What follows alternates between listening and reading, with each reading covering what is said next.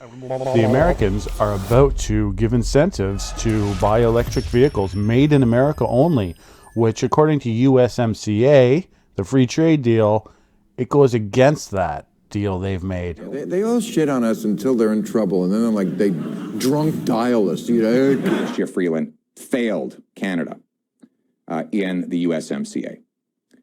Chrystia Freeland signed a deal that did not protect Canada from Buy America, did not end the tariffs on softwood lumber, that did not allow us to export our largest export commodity, energy, through the Keystone Pipeline. So in every single economic imperative we had in that agreement, she failed. Traveling on September 30th was a mistake. Well, there's Pierre stance. And I regret it. What is Chrystia Freeland's? She's getting grilled down about this, Buy America. I am going to leave it to the Americans to speak for America. I have always found that to be the best practice.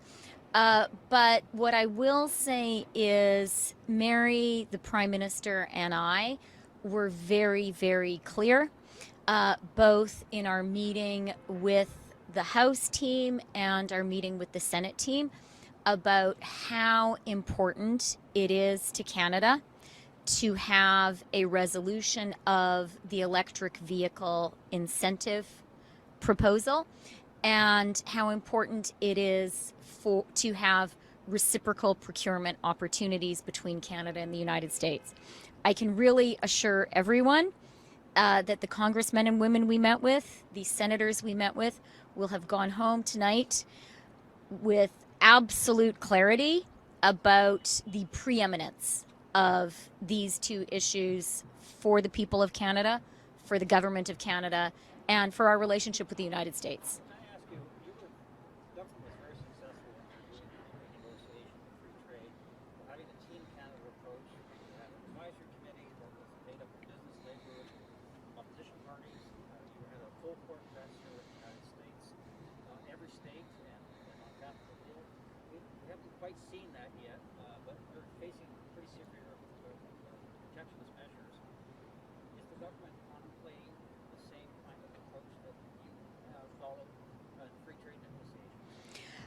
I think that's a really good question. And I really agree that when it comes to Canada's relationship with the United States, particularly trade issues, a Team Canada approach is very effective because there are so many different people and businesses and states and municipal governments that are dependent on their trading relationship with Canada, and having all of their Canadian partners reach out to them helps remind them of how important that relationship is.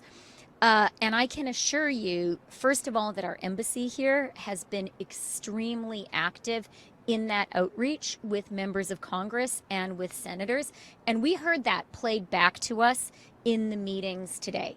The congressmen and women, the senators who we met with, were very aware of what their Canadian trade relationship was. A lot of them started their comments off by saying, my state, Canada is our biggest trading partner. So I have to say our diplomats here have done an excellent job in raising that awareness. I know that both Mary and I have also been ahead of this meeting, having a lot of conversations with different Canadian stakeholders to understand what their concerns are and to urge them to be reaching out to their U.S. partners to be sure their U.S. partners understand that there are some real challenges right now in the bilateral relationship. And in fact, as it happens, I know that Mary is going to have to leave us early tonight because she is going to another meeting precisely focused on this issue. And Mary, maybe you want to talk about that for a minute. Maybe we can ask a question. Let Mary maybe we can ask her a question. Sure, you can ask her a question, but let her also say. Maybe we have a question.